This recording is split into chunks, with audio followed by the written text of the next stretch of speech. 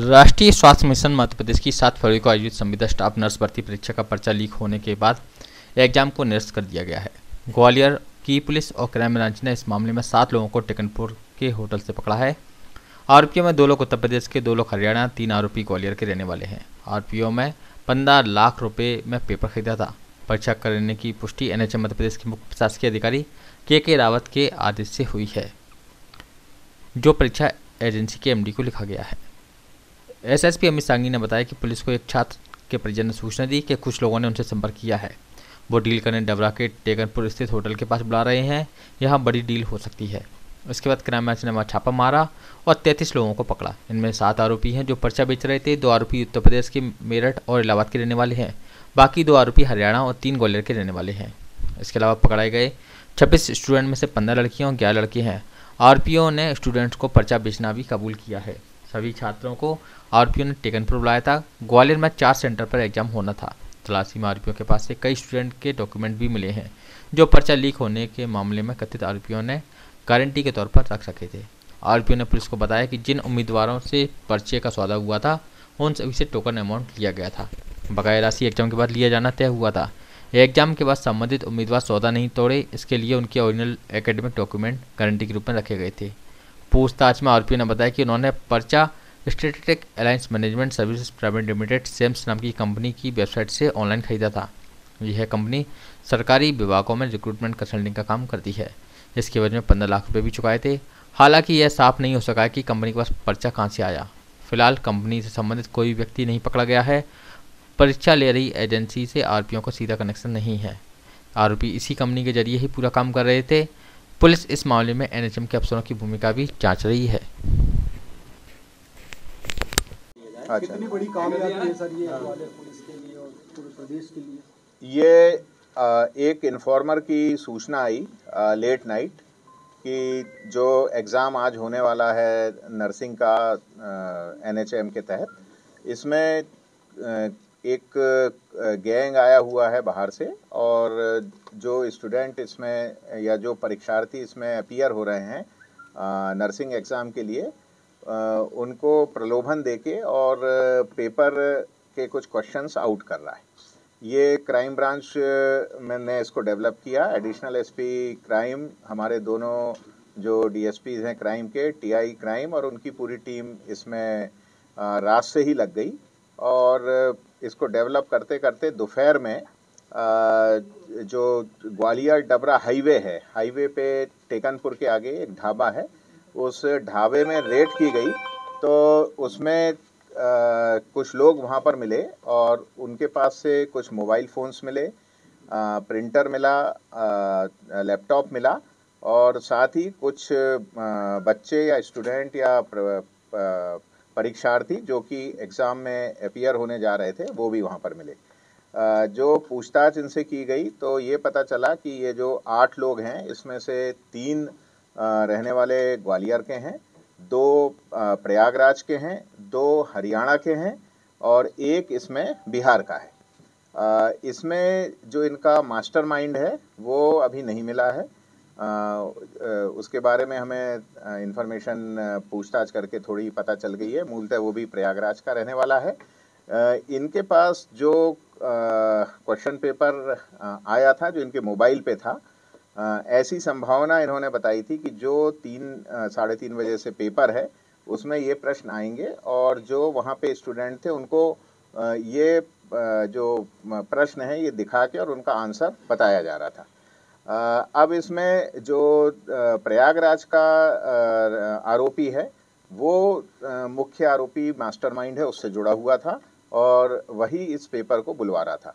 जो लोकल ग्वालियर के 3 लोग थे, उनका काम था कि ग्वालियर के स्टूडेंट्स जो हैं, जो इसमें परीक्षा में शामिल हो रहे हैं, उनसे किसी न किसी माध्यम से संपर्क करना, और जो 2 हरियाणा के लोग थे, उनका काम था कि इनके डॉक्यूमेंट्स इकट्ठे करना, और साथ में प्रयागराज और जो बिहार का एक था, ये क्वेश्चन पेपर के जो आंसर्स थे इसके बारे में लोगों को बता रहा था। इस प्रकार ये जो 8 लोग थे, इनका हर एक का काम बटा। लोकल ग्वालियर के 3 लोग थे, उनका काम था कि ग्वालियर के स्टूडेंट्स जो हैं, जो इसमें परीक्षा में शामिल हो रहे हैं, उनसे किसी न किसी माध्यम से संपर्क करना। और जो 2 हरियाणा के लोग थे उनका काम था कि इनके डॉक्यूमेंट्स इकट्ठे करना, और साथ में प्रयागराज और जो बिहार का एक था, ये क्वेश्चन पेपर के जो आंसर्स थे इसके बारे में लोगों को बता रहा था। इस प्रकार ये जो 8 लोग थे इनका हर एक का काम बटा हुआ था। और अभी प्रारंभिक पूछताछ में ये जानकारी मिली है कि लगभग 70 से 80 जो परीक्षार्थी थे उनसे उन्होंने उनके डॉक्यूमेंट जमा कराए थे, और ये इनको प्रॉमिस किया था कि जो क्वेश्चन पेपर आपको सॉल्व कराया जा रहा है हूबहू वही एग्ज़ाम में आएगा। पर एग्ज़ाम चूँकि निरस्त हो गया है, अतः अब जो ये क्वेश्चन पेपर है इसको हम डायरेक्टरेट को भेज रहे हैं कि जो क्वेश्चन पेपर आने वाला था और जो हमने यहाँ पर हमको मिला है उसमें कितनी समानता है, जिससे कि उनके स्तर पे भी ये जांच हो जाए कि यही पेपर आने वाला था।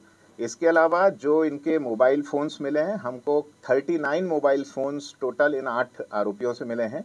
इन सभी की हम मोबाइल फोरेंसिक की जांच कराएंगे, इनके जो इसमें डेटा है उसको रिट्रीव कराएंगे। और हमारा प्रयास यही है कि ये इतना महत्वपूर्ण एग्ज़ाम था, ये एक पूरा रैकेट है जिसमें अभी 4 राज्यों के आरोपी शामिल हैं, और इनका कहाँ कहाँ पे नेटवर्क है। और ये जो एग्ज़ाम है ग्वालियर के अलावा आज अन्य मध्य प्रदेश के शहरों में भी हो रहा था, तो वहाँ भी क्या इनके लिंकेज हैं, इस सब पर अभी हमारा गहन इंट्रोगेशन होना बाकी है।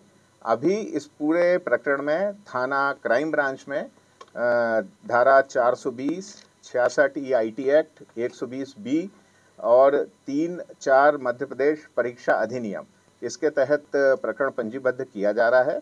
ये जो 8 आरोपी हैं इनको हम माननीय न्यायालय के समक्ष प्रस्तुत करके इनका PR लेंगे, और साथ ही इनसे अभी हम पूछताछ करेंगे, इनके मोबाइल्स की हम जांच कराएंगे।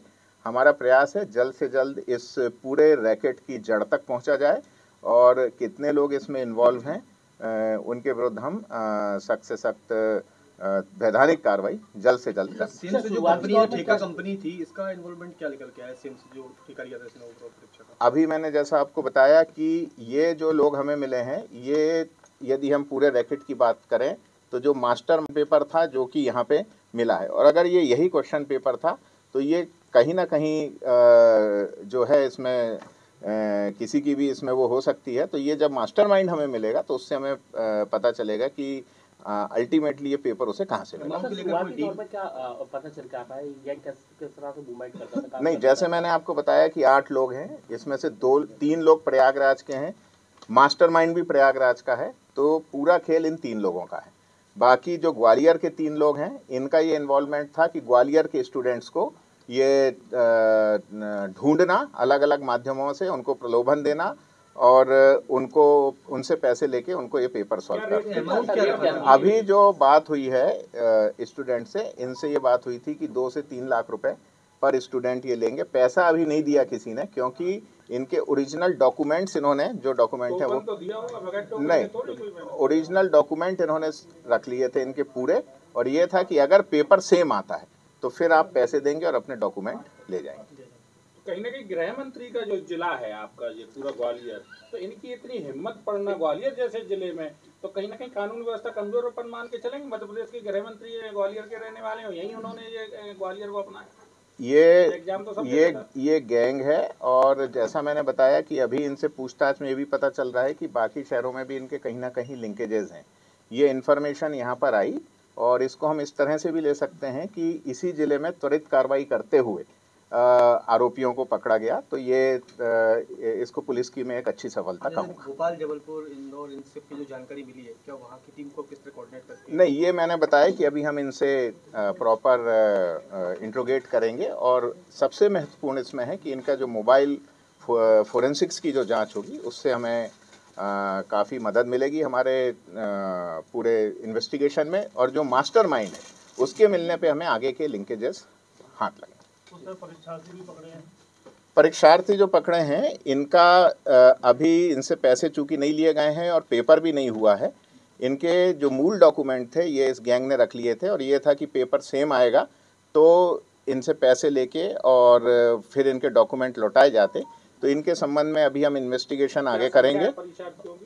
हम इन्वेस्टिगेशन आगे करेंगे, प्लस डीपीओ से चर्चा करेंगे, वैधानिक अभिमत लेंगे, फिर इनका इन्वॉल्वमेंट कैसा क्या है इस पे अभी हम आगे देखेंगे। अभी हमारा मूल उद्देश्य ये है कि इस पूरे रैकेट को बस्ट करना, मास्टरमाइंड को बस्ट करना, और ये किस तरह से ये पेपर बाहर आया इसके बारे में तहकीकात करना, ये अभी हमारा जो विवेचना है ये इस पर है।